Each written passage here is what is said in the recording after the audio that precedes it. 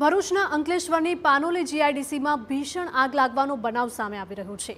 Sanghvi Organics કંપનીમાં ભીષણ આગ લાગતા અફરાતફરી મચી ગઈ હતી।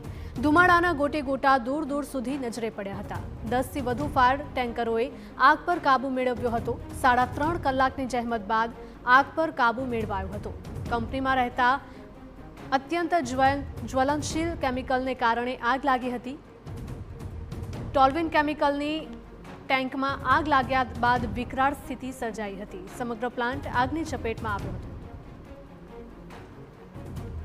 સંવાદદાતા અંકિત જોડાયા છે। અંકિત, જણાવશો કે કયા કારણોસર આ ફેક્ટરીમાં ભીષણ આગ ફાટી નીકળી હતી?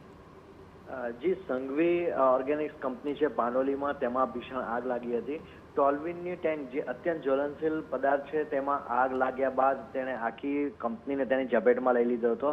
लगभग 3.5 कलाक सुधी आगे तेनु विकराल स्वरूप धारण कर्युं हतुं अने जेनी पर काबू मेळववा माटे 10 થી વધુ फायर टेंडरनी मदद लेवी पड़ी हती।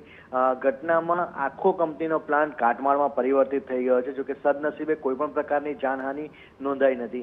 आगना कारणे जे आसपासना विस्तारमां लोकोने आंखमां बळतरा सहितनी तकलीफो पण ऊभी थई हती अने कही शकाय कि 1 થી 1.5 कलाक माटे अफरातफरी जेवो माहोल सर्जायो हतो।